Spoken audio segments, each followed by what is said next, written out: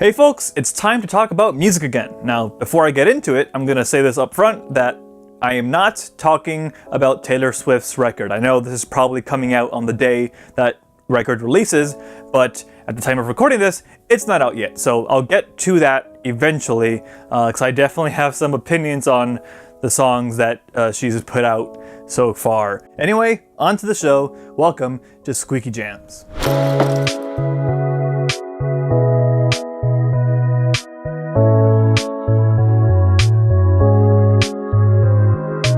Lately, I've been quite deep in the music hole. I've listened to a lot of different stuff, trying to catch up from things I've missed or things I've heard about from recommendations, but there's three things in particular that I want to talk about in this specific episode, and the first of which is St. Vincent's new record, Masseduction.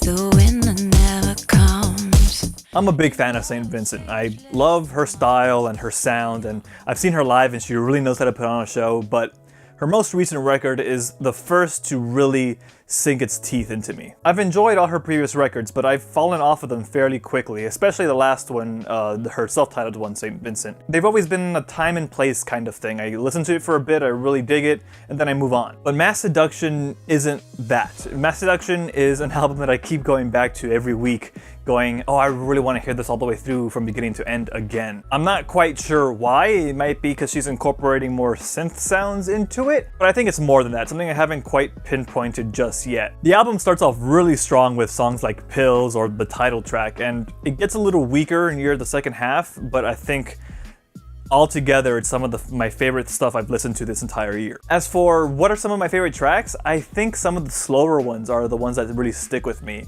Songs like Happy Birthday, Johnny? Is that what it's called? That's what it's called. It's called Happy Birthday, Johnny. How did I forget that? Thinking of Prince Johnny.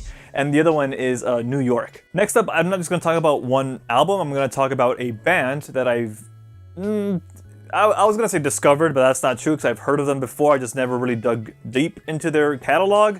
And that band is Daughter.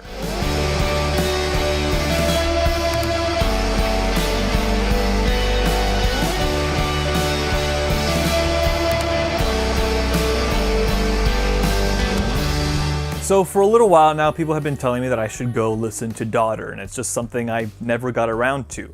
Until recently, because I went to go see a live show, and they were the opener. And this was really exciting to me because I would kill two birds with one stone. One, I'd get to hear Daughter, and two, I'd get to see them live.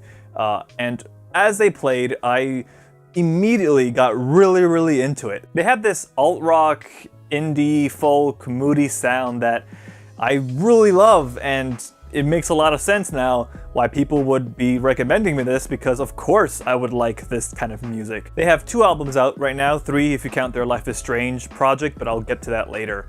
And I've been alternating back and forth between those first 2 albums. I think the second one is called Not to Disappear, and the first one is If You Leave, I believe is what it's called. But yeah, I've been listening to both of those back and forth. I think I like Not to Disappear more.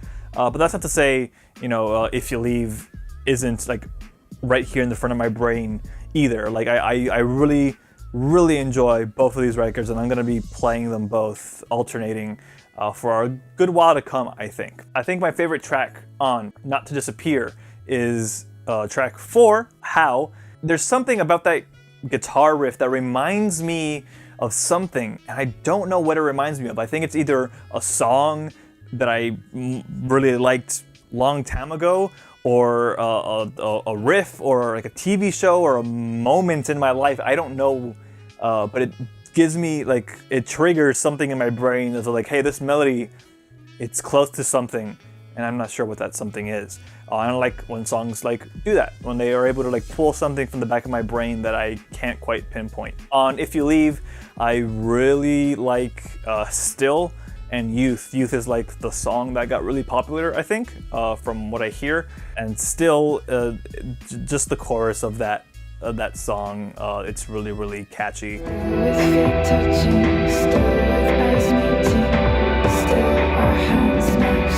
with hearts beating, still with feet touching, still with eyes meeting. So thank you to the people who recommended I listen to Daughter. I'm excited to finally also listen to the Life is Strange Before the Storm soundtrack they made. Life is Strange is one of my favorite games of all time at this point, I think, and the music was super on point for that first game.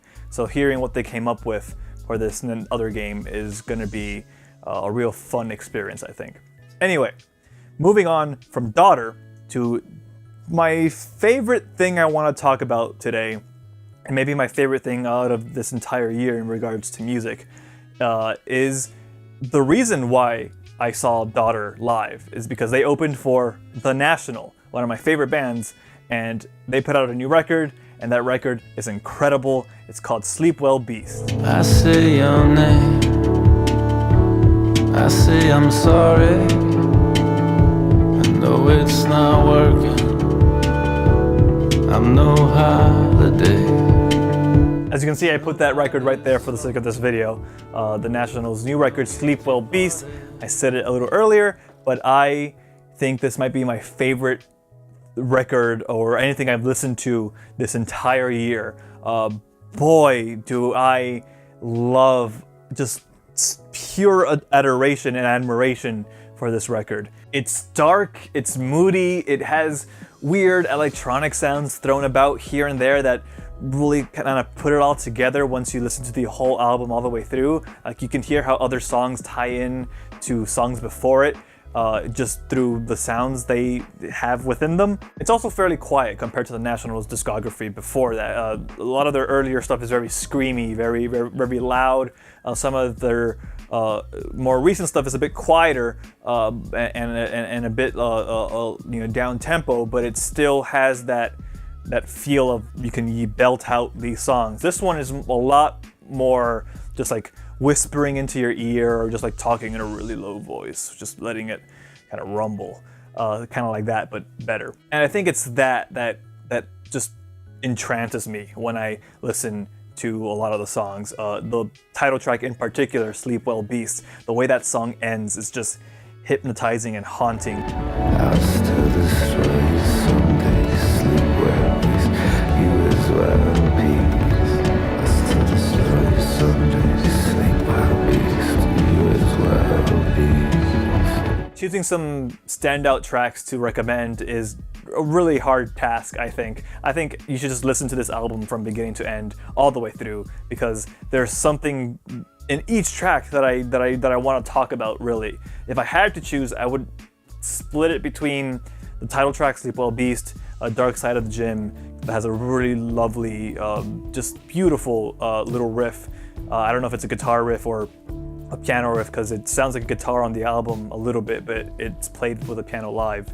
And then another track, Guilty Party, which is just a song that I kept on loop for a while before the album came out. I normally don't listen to, singles released before the album for too long. I listen to it for a little bit and then put it away to hear it in context with the album, but I could not stop listening to Guilty Party. It just puts me in a headspace. That entire album does, but Guilty Party and Dark Side of the Gym in particular are songs that really put me in a headspace where I just need to kind of sit and absorb the song, my thoughts, a bunch of stuff. This album just goes like right into you, man. I don't know how else to describe it. I don't know. It's just really great. If you haven't been able to tell that by how enthusiastically I'm speaking of it, just go listen to it.